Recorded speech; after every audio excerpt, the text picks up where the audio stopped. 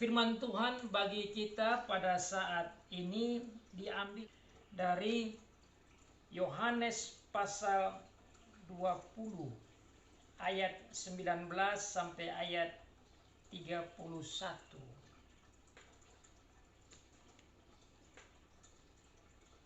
Di dalam kitab Yohanes pasal 20 ayat 19 sampai ayat 31 ini memberitahukan kepada kita tentang peristiwa penampakan diri Tuhan Yesus kepada murid-muridnya selain Thomas, dan berbagai bukti-bukti penampakan diri Tuhan Yesus yang membuktikan bahwa Dia bangkit.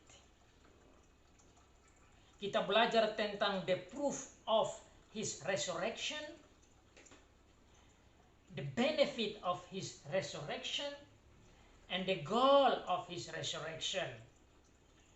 Bukti kebangkitan Tuhan Yesus, manfaat dan guna kebangkitan Tuhan Yesus, dan kita juga belajar tentang tujuan kebangkitan Tuhan Yesus.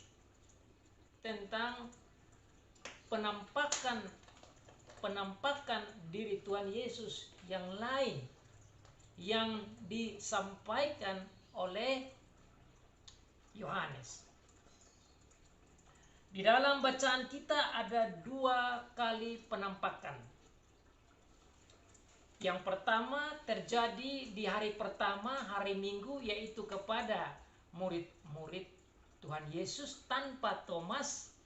Kemudian 1 minggu berikutnya, tepatnya juga pada hari Minggu atau hari pertama, itu Dia tampakkan diri lagi kepada murid-murid, dan saat itu Thomas hadir.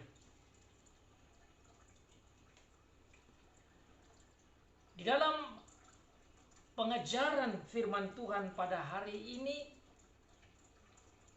saya ingin untuk kita melihat bagaimana perhatian dan peduli dan cinta kasihnya Tuhan kita Yesus Kristus kepada gereja secara umum, tetapi juga perhatian dan peduli dan atensi dari Tuhan Yesus kepada gereja secara pribadi lepas pribadi. Makanya tema yang saya sampaikan di dalam tulisan saya berbunyi, Tuhan Yesus peduli dan perhatikan gerejanya secara umum, tetapi juga secara pribadi lepas pribadi. Our Lord Jesus Christ cares and love His church, but also the members of His church person by person. Tuhan kita Yesus Kristus di dalam kesibukannya melihat dunia baik surga dan bumi, Dia masih juga sibuk dan memperhatikan gerejanya secara umum, tetapi juga pribadi lepas pribadi secara detail. Dan kita mau melihat itu dari sudut pengajaran Yohanes pasal 20 ini bersama dengan Mazmur 139 dan Wahyu pasal 2. Mari saudara-saudara kita melihat apa yang ditulis di dalam Yohanes pasal 20. Dalam pasal yang ke-20 ayat 19 diberitahukan bahwa saat mereka berkumpul pada malam hari, di situ pintu-pintunya terkunci, tertutup. Konteksnya menjelaskan begitu. Mengapa pintu-pintu semua dikunci? Karena mereka takut kepada orang-orang Yahudi. Orang-orang Yahudi berarti termasuk juga pimpinan-pimpinan pada saat itu. Saya mencatat di sini di dalam bahasa Indonesia dibilang pintu terkunci.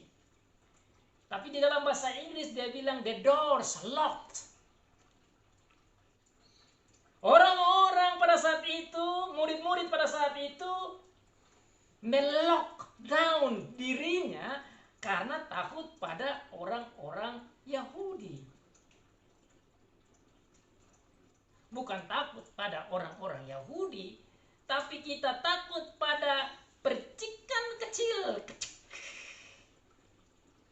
Kita tidak takut pada orang, kita takut pada percikan kecil.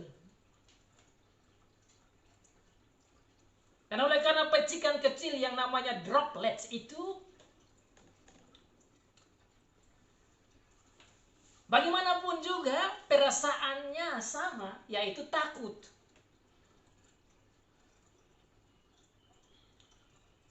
Orang Yahudi takut apa? Ya takut diserang, takut dianiaya, takut dipukul, takut dihukum, yang terakhir takut mati. Ya kalau kena virus ya takut sakit. Ya setelah sakit memang faktanya ada yang meninggal. So you see there is some similarity between the disciples at that time and us on this time, which is we all fear. Dan saya harap jawaban dan solusi yang Tuhan Yesus kasih kepada murid-murid termasuk kepada Thomas pada hari ini memberikan jawaban juga bagi saudara dan saya. Saya harap hiburan yang Tuhan Yesus kasih kepada murid-murid dan kepada Thomas juga memberikan hiburan kepada saudara dan saya. Saya harap sukacita yang diberikan Tuhan Yesus kepada murid-murid dan Thomas juga memberikan sukacita kepada saudara saya. Saya harap kata-kata yang diberikan oleh Tuhan Yesus kepada murid-murid dan kepada Thomas juga menjadi kata-kata bagi saudara dan saya. Saya harap janji dan berkat yang Tuhan Yesus berikan kepada murid-murid dan kepada Thomas juga menjadi janji dan berkat bagi saudara dan saya pada hari ini. Apa itu? Mari kita lihat teks. Saya mencatat ada sekian banyak berkat yang Tuhan Yesus berikan tatkala murid-murid melockdown dirinya. Yang pertama, bahwa tatkala mereka menghadapi ketakutan, Tuhan Yesus muncul. Tatkala mereka menghadapi ketakutan, Tuhan Yesus bawa dirinya, dia hadir. Tatkala mereka menghadapi ketakutan, Tuhan Yesus membuktikan bahwa dia hidup. Tatkala mereka takut akan kematian, dia buktikan bahwa dia hidup mengalahkan kematian. Tatkala mereka ketakutan dan tidak ada damai, dia datang memberikan damai kepada mereka. Tatkala mereka ketakutan dan tidak ada sukacita, dia datang membawa sukacita. Tatkala mereka takut bahwa Tuhan Yesus akan meninggalkan mereka, Tuhan Yesus tidak saja hadir di tengah-tengah mereka, bahkan dia memberikan Roh Kudus bagi mereka. Dan oleh karena kekuatan-kekuatan itulah, dia juga memberikan perintah untuk mereka keluar membawa berita Injil. Bahkan memberikan hak yang luar biasa bagi mereka untuk bisa membawa berita keselamatan, bahkan memberikan pengampunan kepada orang-orang yang patut mendapat pengampunan. Luar biasa. I think that is amazing solution, amazing cares and amazing attention, amazing love of our Lord Jesus Christ to His church and to the member of the church, including you and me. Mari saudara-saudara kita melihat satu persatu. Saat terjadi penampakan Tuhan Yesus di pasal 20 ini, itu terjadi pada malam hari. Ada yang menafsir sekitar jam 8 malam, berarti sudah gelap kalau itu benar. Dan pada malam hari itu, murid-murid karena takut, mereka mengunci pintu-pintu. Alkitab mencatat, baik bahasa Indonesia, bahasa Inggris, maupun bahasa asli dikatakan the doors. Berarti bukan satu pintu.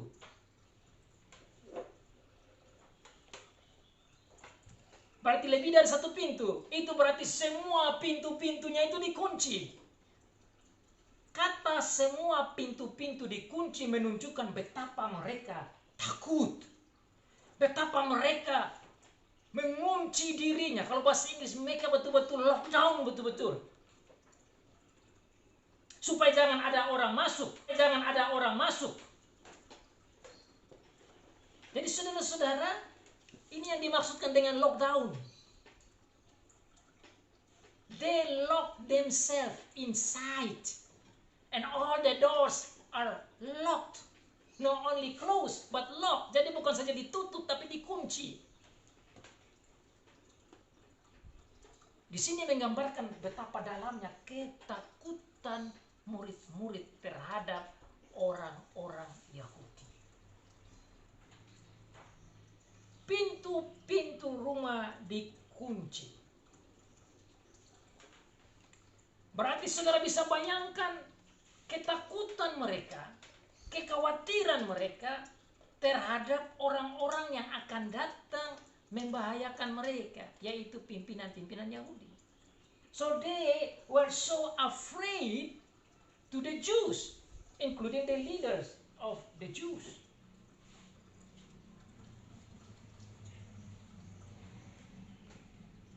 Saudara lihat cara Tuhan Yesus memberikan jawaban.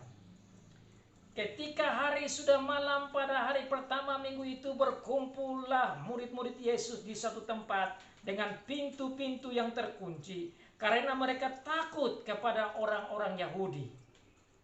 Pada waktu itu, yaitu pada waktu mereka takut, datanglah Yesus dan berdiri di tengah-tengah mereka. During that time, when they locked themselves, Jesus came in the middle of them. Saudara lihat di ayat ke-19. Masalahnya yaitu ketakutan, konteksnya yaitu tutup pintu semua, dan solusinya yang diberikan yaitu Yesus datang.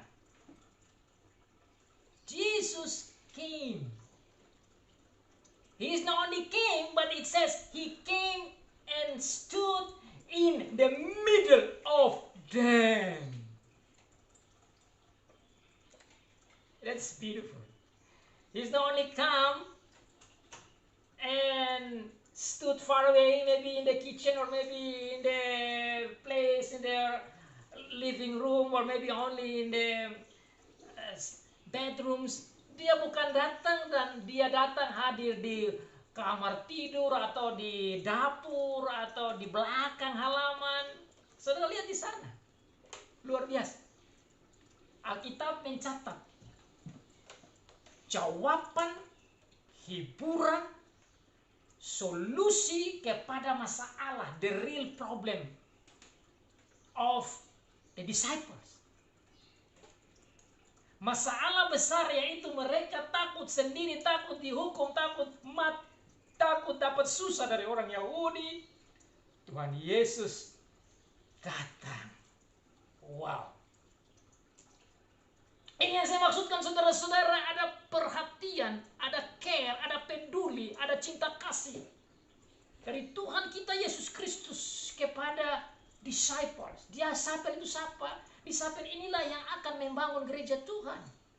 Mereka inilah rasul-rasul yang akan memberitakan firman Tuhan. Dan dari hasil pemberitaan itu orang percaya kepada Tuhan Yesus sebagai Mesias dan anak Allah. Maka itulah terjadi gereja. Maka Tuhan Yesus sebenarnya bukan saja memperhatikan dan peduli dan care and love to the church. Also the members. It's not only disciples. Jadi bukan saja disciples, bukan saja murid-murid yang diperhatikan, tetapi juga sekaligus gereja. Ini yang saya maksudkan saudara-saudara, tatkala kita belajar tentang perhatian Tuhan Yesus kepada disciple, kepada murid-murid, saudara dan saya juga harus belajar bahwa seperti dia perhatikan murid-murid, dia juga perhatikan gerejanya sepanjang abad. Sebentar kita akan lihat di Wahyu pasal 2. Tapi di sini saudara dan saya sudah bisa melihat the deep love and care and attention of our Lord Jesus Christ to His church. Saudara lihat lagi. Dia datang, pintu-pintu semua terkunci, tetapi dia tiba-tiba hadir.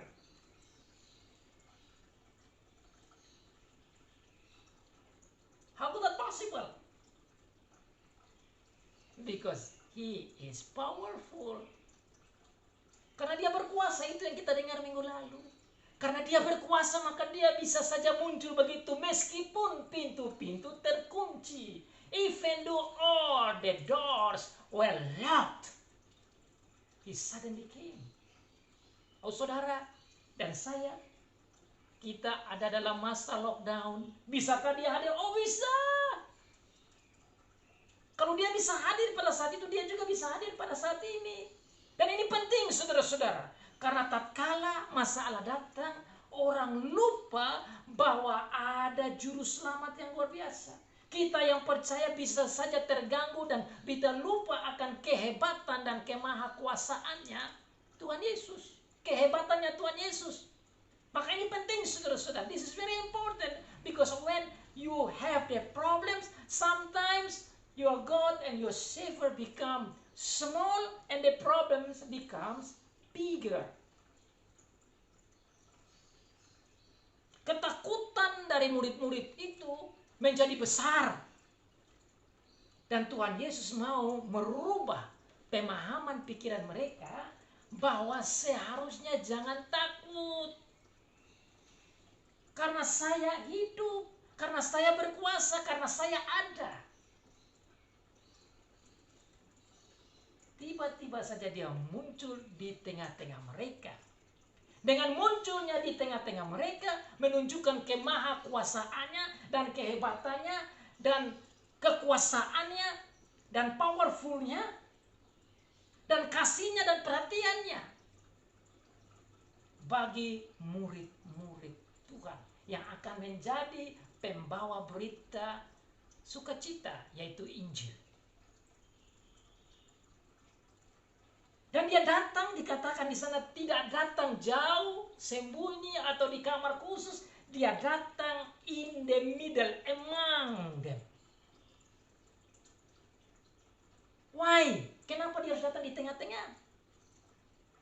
Karena dia mau tunjuk kepada mereka semua supaya mata-mata mereka one by one, satu persatu melihat bahwa dia hidup. He wanted to prove that he alive. Dia mau buktikan kepada mereka bahwa dia hidup. Dia mau buktikan kepada mereka bahwa apa yang Maria Magdalena bilang itu betul. Dia mau kasih tahu kepada mereka bahwa apa yang dijanjikan bahwa dia mati dan bangkit itu betul. Kenapa ini penting? Karena ini adalah the core of the preaching and teaching. Ini adalah hal yang paling penting, yang paling inti. Bahwa kebangkitan Tuhan Yesus itu adalah pekerjaan yang paling luar biasa itu. Karena kalau Tuhan Yesus sengsara dan mati tidak bangkit, maka sia-sialah iman kita. Itu dikatakan dalam 1 Korintus pasal 15. Maka Tuhan Yesus menunjukkan dirinya berulang-ulang seperti dikatakan dalam Kisah Para Rasul pasal 1 itu, supaya murid-muridnya itu mengerti dan dikuatkan, karena ini berita yang harus disampaikan. Ini sangat penting. Makanya saudara-saudara, kalau kita tidak belajar tentang pentingnya kebangkitan Tuhan Yesus, kita tidak melihat the core, hal yang paling inti dalam iman kita. Karena inilah kita punya kemenangan, our victory. Inilah kemenangan kita. Oleh karena itu saudara-saudara, memang kita harus rayakan hari kemenangan ini tiap hari Minggu. Hari pertama, dalam minggu itu kan hari Senin sampai hari Sabtu. Hari Sabtu itu hari ke-7. Hari pertama itu hari Minggu Ahad. Dan hari pertama hari Minggu Ahad inilah hari kebangkitan Tuhan Yesus. This is the day when He resurrected. Makanya saudara, minggu berikut lagi dia menampakkan dirinya juga kepada Thomas dan murid-murid juga di hari Minggu. Hari Ahad, hari pertama. Hari kemenangan. Maka hari kemenangan ini saudara bersyukur bahwa kita masih memperingati hari kemenangan itu di segala macam negara, di segala macam tempat. Mengingat akan kemenangan Tuhan Yesus. Dan dia masih memelihara itu sampai sekarang di mana-mana orang beribadah pada hari Minggu. Kenapa? Karena hari Minggu adalah hari kemenangan. Sunday is the victorious day. Victory. Menang atas maut. Oleh karena itu dia datang dan dia tunjuk bahwa saya menang. Dia datang, dia buktikan bahwa saya hidup. Dia datang, dia mau kasih tahu kepada murid-murid, engkau sebenarnya tidak perlu mengunci pintumu. Kenapa? Karena saya powerful. Lihat saja pintu terkunci, saya ada di sini. Makanya dia datang, dia ada di tengah-tengah. That's why he come and he appear in the middle, amongst the disciples, to show to them that I am alive. Saya hidup. Saya bangkit. Saya menang. Maut tidak menguasai kamu. Kenapa kamu harus takut maut? Kenapa kamu takut orang Yahudi? Kok terakhir juga mereka mematikan kamu, mereka membunuh kamu, toh saya juga menangkan maut. So why you afraid of the death? Well, I am destroy the death. Amazing, isn't it? So he gives the solution to the fear of the disciples. The most fearful feeling of the disciples was actually the death. And so he comes and he saw that I'm not dead, I'm alive. And that's why he came and stood in the middle amongst them. Di tengah-tengah mereka, dia datang dan dia berdiri dan dia buktikan bahwa dia hidup. Yang berikut, dia bukan datang berdiri di tengah-tengah mereka saja dan diam. Sebenarnya di situ dia juga buktikan dirinya sendiri. Dia datang membawa dirinya. Jadi dia ada. Ini juga membuktikan bahwa dia adalah Immanuel God. Dia adalah Allah Immanuel, Allah beserta kita. Dia mau sampaikan kepada mereka bahwa I am with you. Kehadiran dia di tengah-tengah mengatakan bahwa kalaupun kamu tidak melihat saya bersama dengan engkau.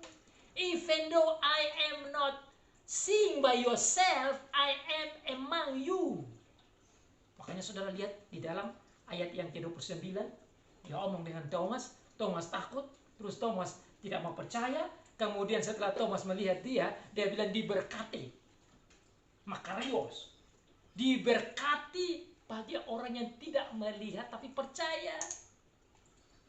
Percaya bahwa dia selalu ada di tengah-tengah mereka. So you must believe that he is always among you, among us. Dia selalu ada di tengah-tengah kita.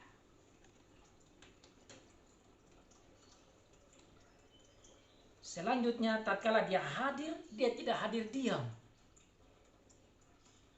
Tapi dia hadir saat itu.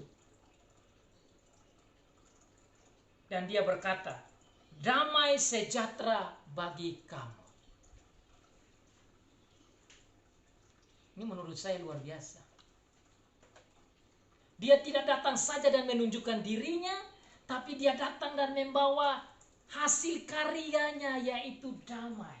He was not come and bring himself, that he erased from the dead, that he was alive, but he came and also brought peace.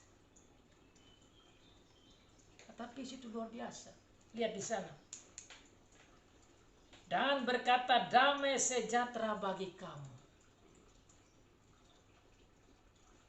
Irene humin. Shalom lachem. Peace be with you. Damai sejahtera bagi kamu. Saudara, kata-kata ini memang biasa diungkapkan oleh orang-orang Yahudi.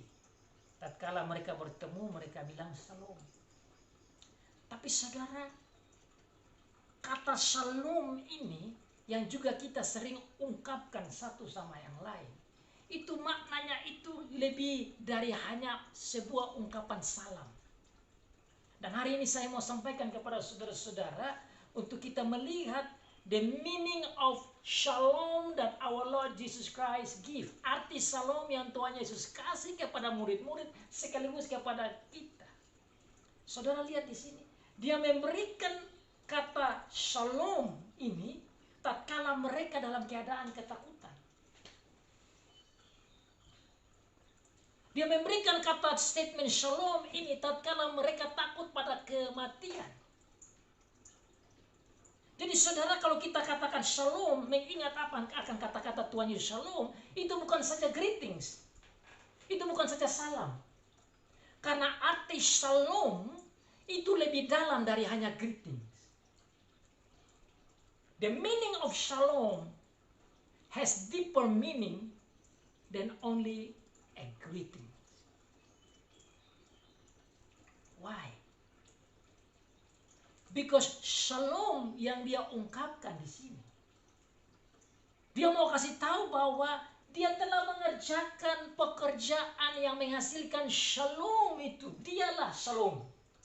He is the shalom. Dialah Raja Damai. Dialah the Prince of Peace. Why he is the Prince of Peace? Because he is the only one who is able to make the peace between us and the Father. Hanya dia, Tuhan Yesus Kristus sajalah yang mampu, satu-satunya, tidak ada yang lain. Satu-satunya yang mampu menjadi mediator yang bisa membawa damai bagi manusia yang telah menjadi musuh Allah karena dosa.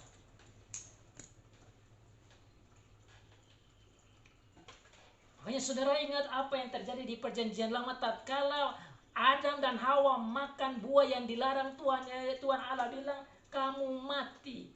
Mati secara tubuh dan mati secara rohani. Dan betul kita mati, ada mati. Tapi bukan mati fisik saja. Mati secara rohani artinya putus hubungan dengan Allah Bapa. The relationship between man and God was broken when Adam and Eve fell into sin.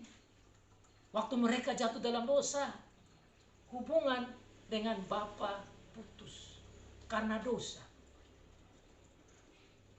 Manusia satupun tidak ada satupun yang bisa datang ke Bapa untuk diselamatkan, untuk berdamai dengan Bapa, dengan Allah. Dan Bapa memberikan jalan keluar dengan memberikan janji-janji kedatangan Tuhan Yesus sejak Kejadian pasal 3 ayat 15, janji induk, janji kedatangan Tuhan Yesus, sampai janji-janji di perjanjian lama, sampai dia datang dan dia buktikan dan dia penuhi seluruh peraturan, seluruh perintah Tuhan. Dia lahir, dia sengsara, dia mati, sampai dia bangkit, memenuhi seluruh perintah Tuhan. Disitulah ada kedamaian. Disitulah ada damai antara manusia dengan Bapa. Makanya saudara-saudara, hanya orang yang percaya pada Tuhan Yesus Kristus sajalah yang bisa mendapat jalan masuk, have the access to God the Father. Hanya lewat Tuhan Yesus sajalah kita dapat jalan masuk, akses kepada Bapa. Without Him there is no way. Tanpa Dia tidak ada jalan. Tanpa Dia tidak ada kebenaran. Tanpa Dia tidak ada kehidupan. Without Him there is no the ways. There is no truth. Then there is no life.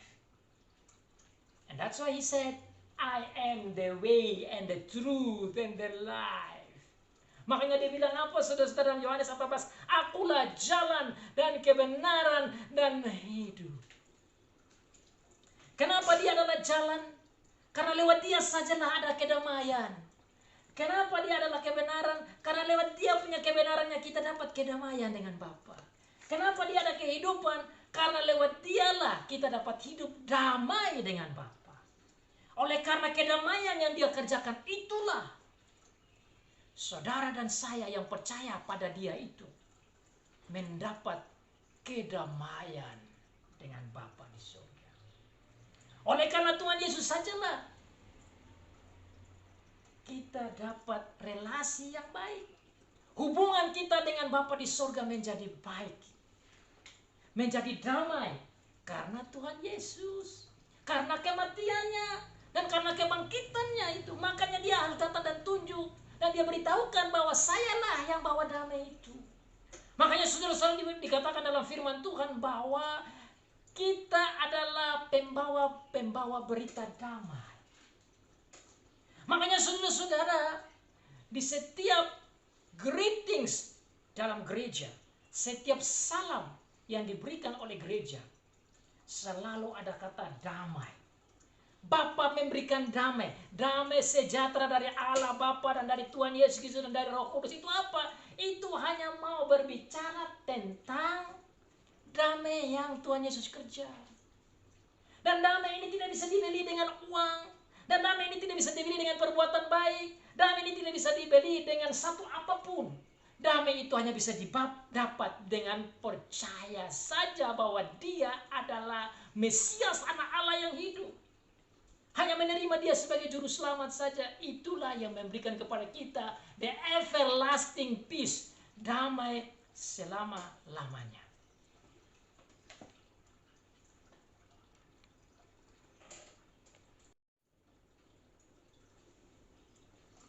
Luar biasa bukan?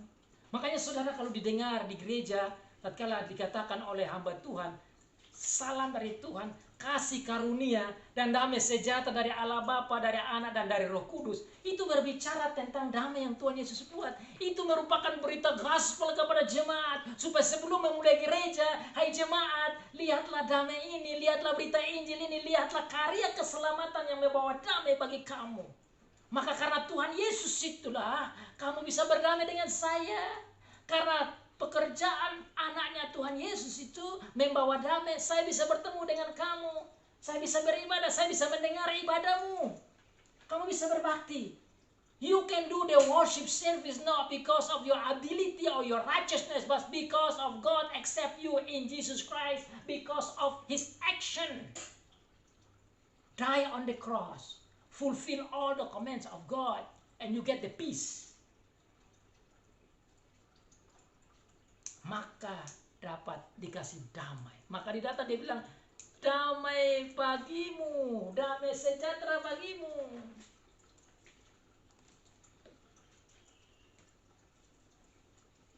Damai sejahtera inilah yang diberikan yang akhirnya bisa membawa sukacita. So if you don't have this peace, you don't have the joy. Saudara ingat baik-baik, murid-murid tidak punya damai. Murid-murid ketakutan, makanya damai tidak ada. Siapa yang ketakutan, joy tidak ada. If you fear, you lose the joy.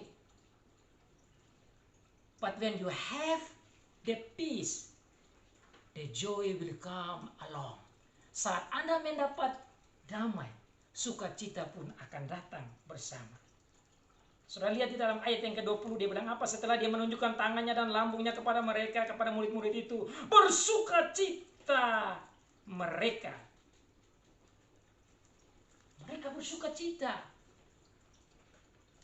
Saya coba menggali kata bersukacita itu. Dan saya temukan ternyata bahasa Yunani kata sukacita ini ternyata ada hubungannya dengan kasih karunia. Kata-katanya mirip. Karis dan kara dan kairo. Satu artinya sukacita, satu artinya grace atau anugerah. Jadi Tuhan Allah itu bisa memberikan joy, sukacita itu muncul didasarkan pada karis. Dan karis itu ada hubungannya dengan shalom. Luar biasa saudara-saudara. Luar biasa, makanya di dalam greetings orang Kristen, di dalam salam yang diberikan dalam Alkitab, selalu itu dua kata itu. Dan itu ada hubungannya dengan joy. Karena kata joy, kata sukacita, itu ada hubungannya dengan anugerah. Dan anugerah ada hubungannya dengan shalom. Maka tiga hal penting ini, saudara-saudara catat, tatkala kita belajar tentang kata Tuhan Yesus, damai sejahtera bagi kamu.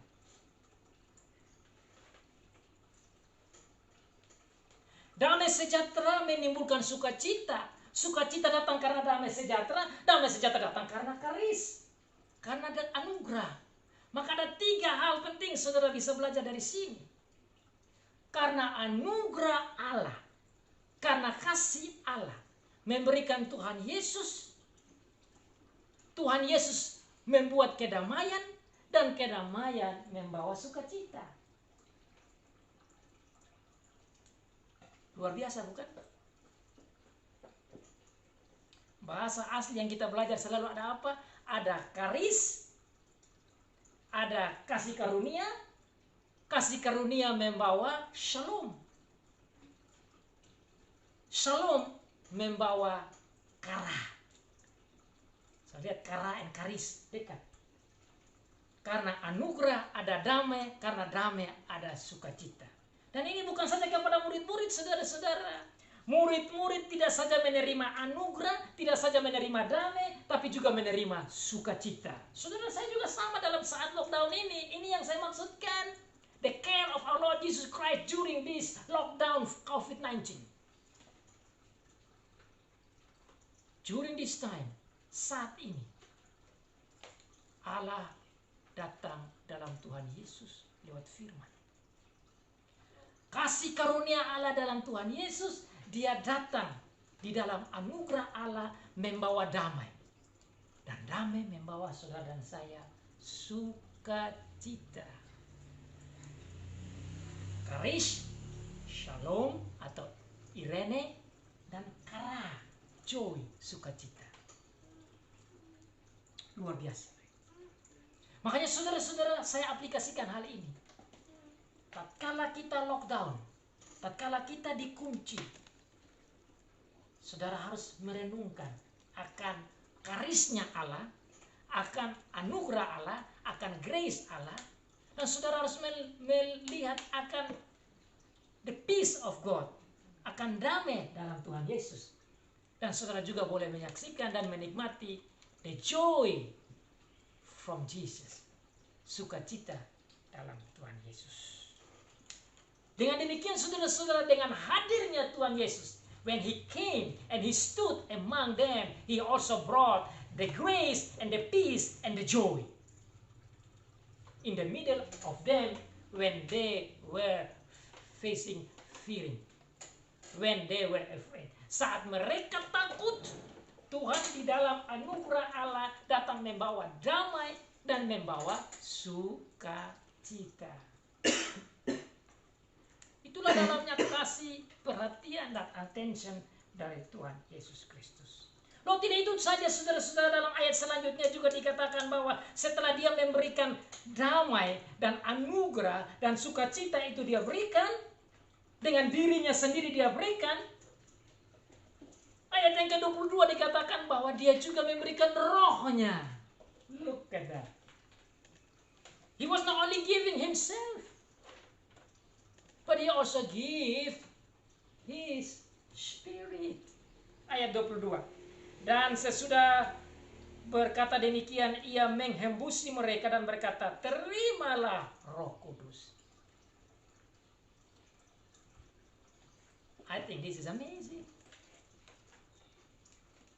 Memang sebentar nanti ada pencurahan Roh Kudus yang secara sempurna dalam hari Pentakosta.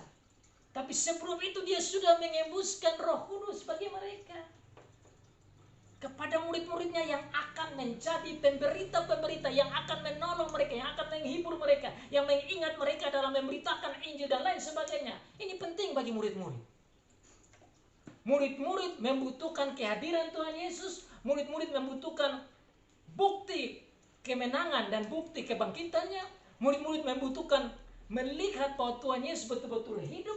Murid-murid juga membutuhkan kedamaian. Murid-murid membutuhkan sukacita. Murid-murid membutuhkan anugerah. Murid-murid membutuhkan Roh Kudus, dan Tuhan Yesus kasih semua.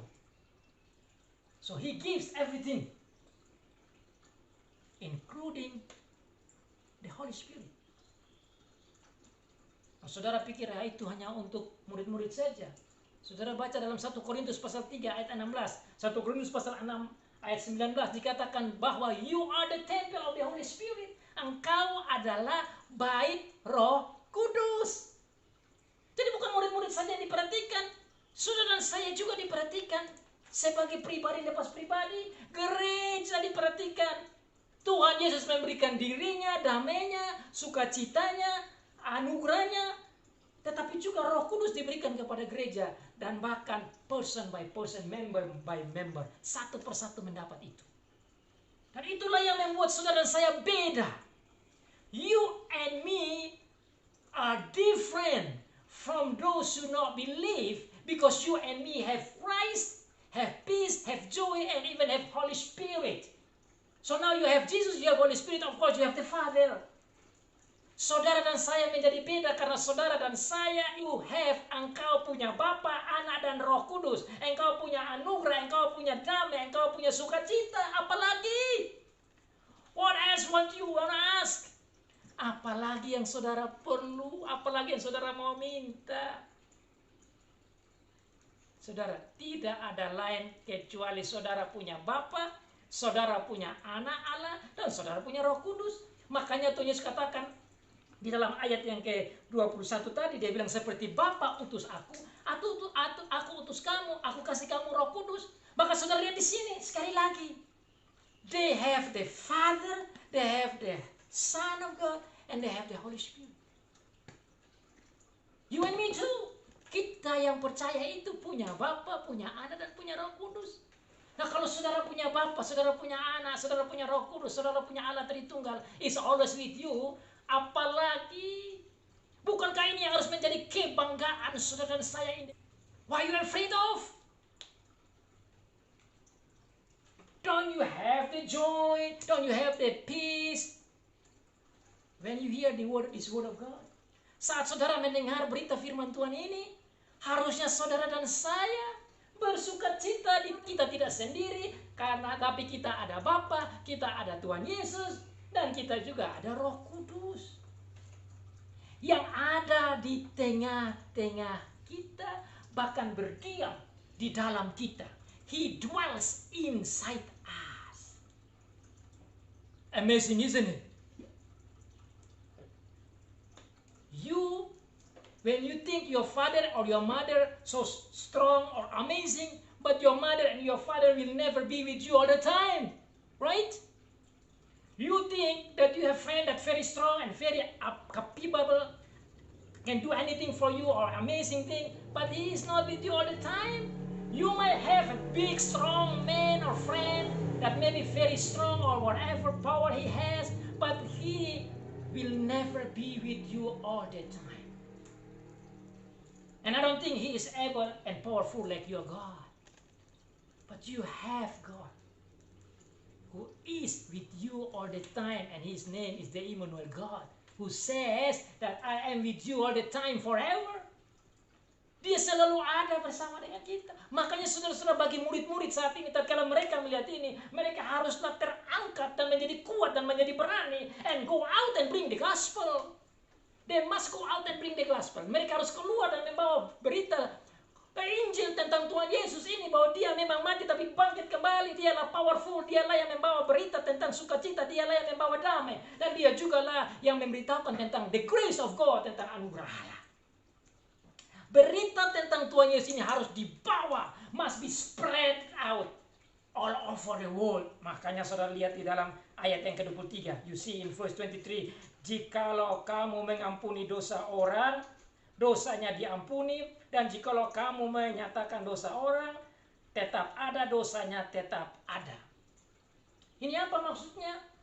Ini ada hubungannya dengan aku mengutus kamu. Ini adalah Great Commission. Ini adalah perintah dari Tuhan Yesus. Setelah kamu menyadari bahwa kamu punya Bapa, punya Anak, punya Roh Kudus, punya anugerah, punya damai, dan punya sukacita, bawalah berita sukacita ini. As God Father sent me, I am sending you. Sebagaimana Bapa mengirim aku, dan aku mengerjakan pekerjaan yang harus dikerjakan untuk menyelamatkan kamu dan membawa damai dan sukacita berdasarkan anugerah Allah, sekarang saya mengutus kamu. I am sending you. Saudara, how can he said, I am sending you, while the doors were locked? Bagaimana dia katakan saya mengirim kamu sementara pintu-pintu dikunci? Maksud dia, buka itu pintu, buka itu lockdown, open it up and bring the gospel. Why? Because I am alive. Why you afraid of the death?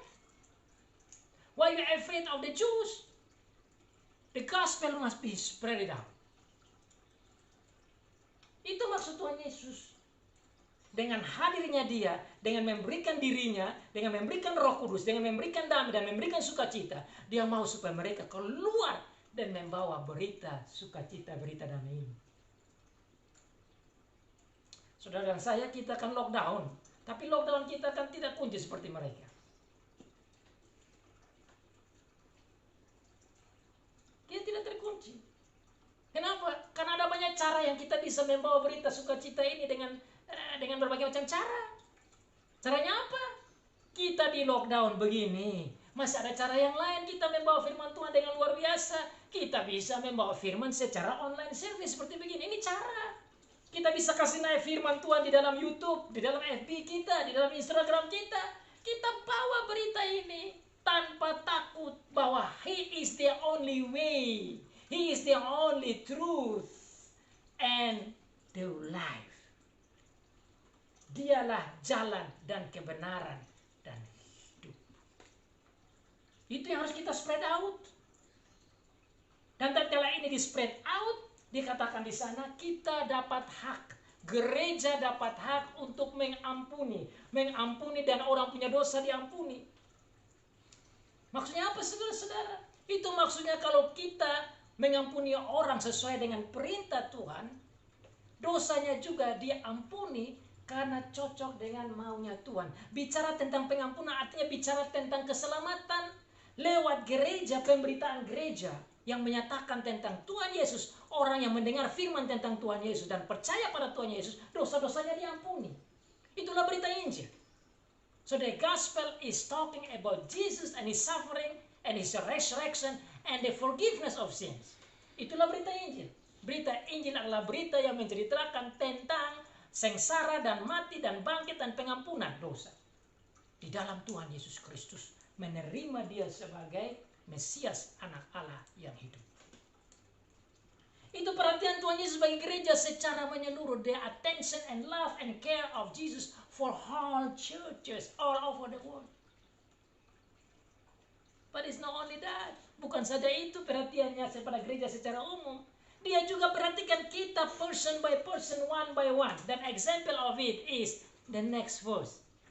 Thomas, satu pribadi yang katakan bahwa saya tidak akan percaya akan kebangkitannya kecuali saya menaruh jariku ke dalam tangannya itu yang luka itu, dan juga saya menaruh tanganku itu di dalam lambungnya.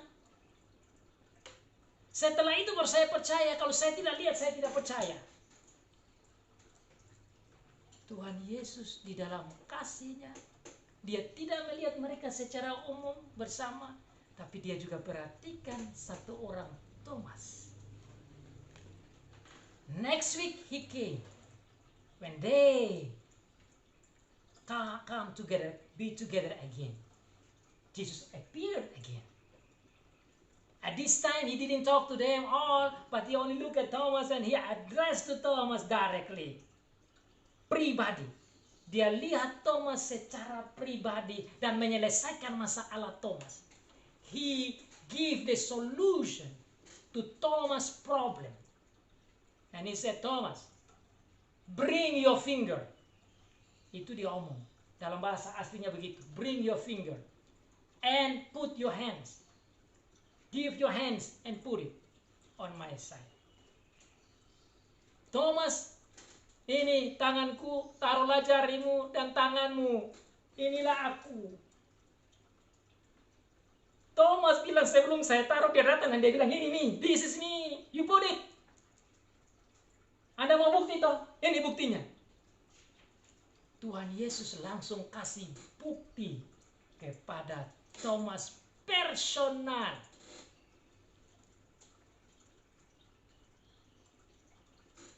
Menurut saya, saudara-saudara, kalau Tuhan Yesus ambil waktu untuk Thomas secara personal, maka Dia juga tentu ambil waktu secara personal bagi saudara dan saya, yang kecil, yang besar, yang tua, yang muda, yang kaya, yang miskin, yang sehat, yang sakit, apapun. Saudara di mana saja engkau berada, dengar baik-baik ini yang dikatakan bahwa Tuhan Yesus tidak perhatikan gereja secara umum di mana saja di muka bumi ini, tapi Dia perhatikan anggota gereja pribadi lepas pribadi, sama seperti Dia perhatikan Thomas. He looking after and He cares and He love and pay attention to each of the member of the church, whether you rich, you're poor, whether you're old, you're young, wherever you are, you sick, you're healthy, wherever your condition, He look after you and He pay attention on you each person by person in details. Don't you think that He only look after you generally in details? He knows everything. Dia tahu segala sesuatu tentang keadaanmu dan Dia mengerti permasalahanmu, Dia mengerti susahmu, Dia mengerti pikiranmu, Dia mengerti kekhawatiranmu, Dia mengerti masalahmu, Dia mengerti ketakutanmu, Dia mengerti kepanikanmu, Dia mengerti penyakitmu, Dia mengerti kesusahanmu, Dia mengerti keadaanmu secara ekonomi, secara psikologi, secara spiritual, secara sosial, secara politik, secara apapun. Dia tahu, Dia mengerti in details. Secara detail, saudara-saudara. Lebih dari suamimu, lebih dari istrimu, lebih dari bapakmu, lebih dari kakakmu, lebih dari adikmu, lebih dari teman-temanmu, lebih dari kawan akrabmu, lebih dari pacarmu, lebih dari siapa saja yang paling dekat dengan engkau. He knows deeper and better. And that is amazing, isn't it? And you have to say, wow! What an amazing Savior. Betapa saya punya seorang juru selamat yang luar biasa, yang bukan saja hadir dengan saya, tapi mengerti dan mengetahui dan ada di dalam saya dan menyelidiki sampai yang paling terdalam. In the very, very middle, wherever I am, He is there. Isn't that the one that we just read from Psalm 139? Bukankah ini yang saudara dan saya baru saja kita baca dalam Mazmur 139? Mari kita lihat kembali, dikatakan, Tuhan, Engkau menyelidiki dan mengenal aku. Engkau mengetahui kalau aku duduk dan berdiri. Engkau mengerti pikiranku dari jauh. Engkau memeriksa aku kalau aku berjalan dan berbaring. Segala jalanku Engkau maklumi. Sebelum lidahku mengeluarkan perkataan, sesungguhnya semuanya telah Engkau ketahui, ya Tuhan. Before I say anything, you know already. Dari belakang dan dari depan Engkau mengurung aku, dan Engkau menaruh tanganmu ke atasku. Terlalu ajaib bagiku pengetahuan itu, terlalu tinggi, tidak sanggup aku mencapainya. I cannot grasp it. I cannot comprehend it. I cannot understand the deep of wisdom and knowledge you have. Saya tidak bisa mengerti semua yang engkau punya itu. Pengetahuanmu itu terlalu dalam. Dan keperkasaanmu dan kehebatanmu. Kemana aku pergi menjauhi rohmu? Kemana aku dapat lari dari hadapanmu? Jika aku mendaki ke langit, engkau ada di sana. Even I went to the sky far away, you are there. Wow. Jika aku menaruh ke tempat tidurku di dunia orang mati, di situ pun engkau ada. Even though I went down to the dead down under, you are there. Look at that. Jika aku terbang dengan sayap fajar dan membuat kediaman di ujung laut, di situ juga engkau ada. Even I went to the sky, a sea, in the ocean, you are there. Juga di sana tanganmu akan menuntut aku dan tangan kananmu memegang aku. Dan jika aku berkata, biarlah kegelapan saja melingkupi aku dan terang sekelilingku menjadi malam, maka kegelapan pun tidak menggelapkan bagimu dan malam menjadi terang seperti siang. Kegelapan sama seperti terang. Ayat yang ke-13 saudara lihat dalam Mazmur 139 katakan, sebab engkaulah yang membentuk buah pinggangku, menuntun aku dalam kandungan ibuku. Who can do that? Your wife, your husband, your parents, nobody can do that. Only Him, the Creator, who knows you and be with you before you are. Sebelum engkau ada, before you be, He was there. Sebelum engkau ada, Dia sudah ada, Dia juga yang membentuk. Makanya saudara dan saya dikatakan ayat 14, aku bersyukur kepadamu karena kejadianku dahsyat dan ajaib apa yang kau buat, dan jiwaku benar-benar menyadarinya. Dialah yang menciptakan kita, Dialah yang tahu. Bahkan dikatakan, matamu melihat selagi aku bakal anak, aku masih kecil, engkau tahu. Dalam kitabmu semua tertulis. Hari-hari yang akan dibentuk sebelum ada satupun padanya. Bagiku betapa sulit pikiranmu ya Allah, betapa besar jumlahnya.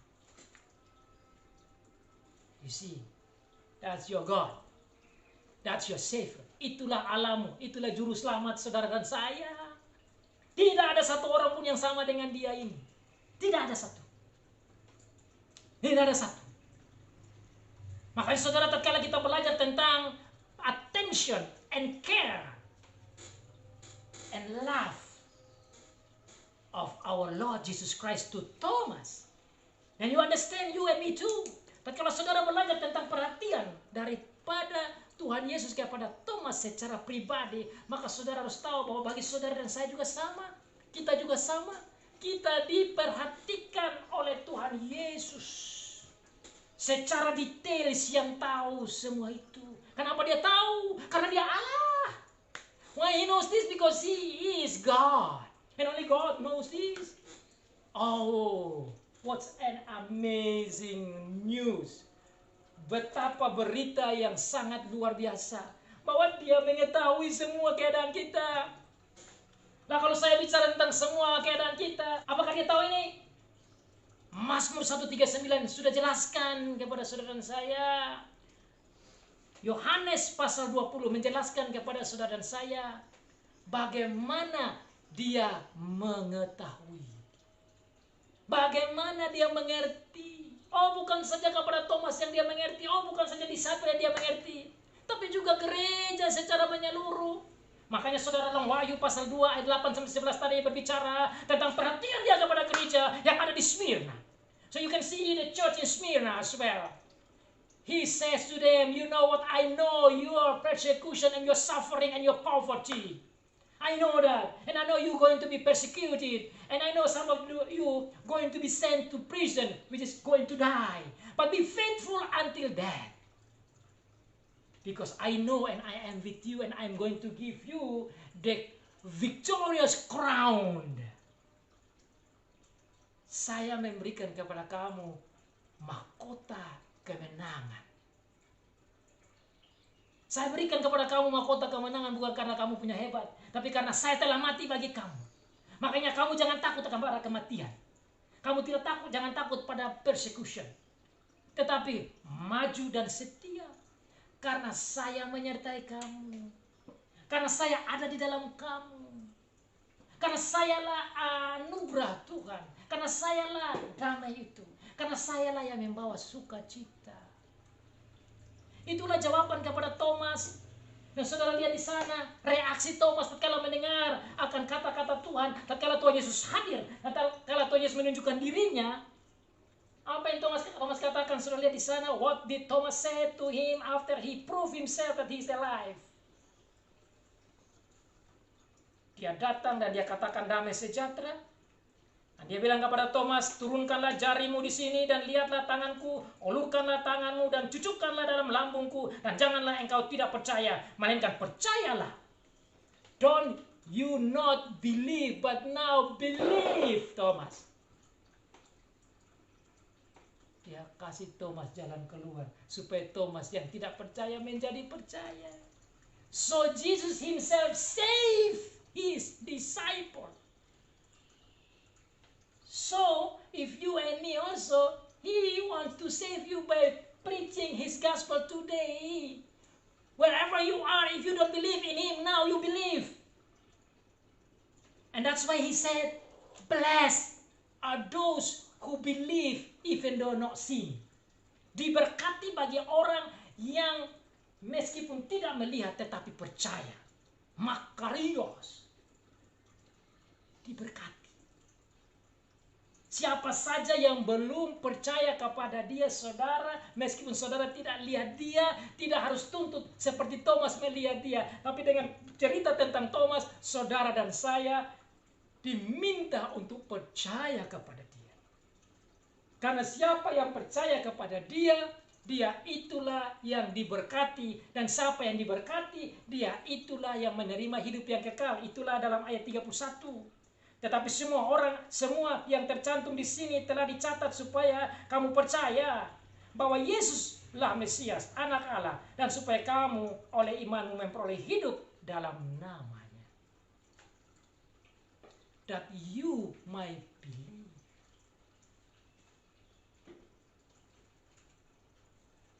Thomas melihat Tuhan Yesus, melihat tangannya, dan melihat lambungnya.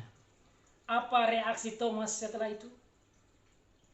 Ayat 28, verse 28. Thomas menjawab dia, ya Tuhanku dan Allahku. Saudara-saudara, banyak dari kita yang barangkali tidak bisa menjawab pertanyaan orang yang katakan, apakah Tuhan Yesus itu adalah Allah? Apakah Tuhan Yesus itu adalah Tuhan? Saudara lihat di sini jelas. Thomas tatkala melihat Tuhan Yesus, dia bilang, ya Tuhanku, ya Allahku. Ada orang yang mau berdebat bahwa ini kata Tuhan ini hanya untuk orang-orang biasa. Tapi dia tidak bisa berdebat dengan kata ya Allahku. Karena dalam bahasa asli itu dia bilang Theos. Theos itu hanya kepada Allah. Dan Tuhan Yesus tatkala mendengar kata-kata dari Thomas, dia tidak menolak. Kalau dia bukan Allah, dia bilang, hai Thomas, angkat kata-katamu karena saya bukan Allah. Engkau tidak boleh bilang saya Allah, karena itu bahaya. Karena saya manusia saja. Tapi di sini sudah lihat, dia katakan oleh Thomas, ya Allahku. Dan Tuhan Yesus tidak menolak. Bahkan Tuhan Yesus mengkonfirmasikan kepada Thomas dengan berkata, karena engkau telah melihat aku, maka engkau percaya. Berbahagialah mereka yang tidak melihat, namun percaya. Berbahagialah orang yang tidak melihat aku dan percaya aku, meskipun dia tidak melihat, dia percaya. Aku siapa? Aku yang Thomas bilang itu yang adalah Tuhan dan yang adalah Allah. Clear. He is Lord, He is God. And He did not deny that. But He confirms. And He said, blessed are those who even though not seen, but believe. Saudara dan saya diberkati oleh kasih Tuhan, oleh anugerah Tuhan, oleh damai Tuhan, oleh sukacita Tuhan, oleh Tuhan Yesus sendiri yang hadir, oleh Roh Kudus yang Dia kasih, dan oleh berita yang Dia kasih.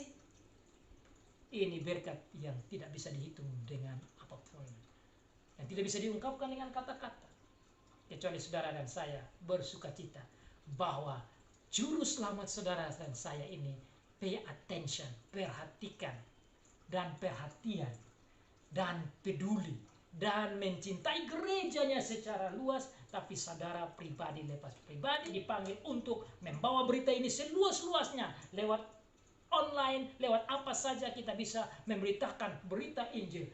Biarlah lockdown kita menjadi kesempatan untuk membuka dan menyebarkan firman Tuhan lebih luar biasa. Blessed are those who even not see but believe. Believe in Jesus, the Son of God. Believe in Jesus, the Messiah.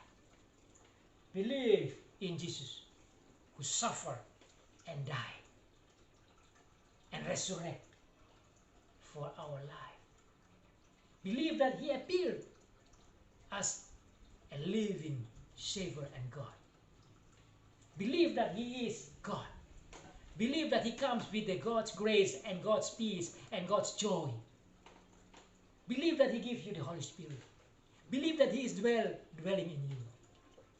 And let's go and bring this good tidings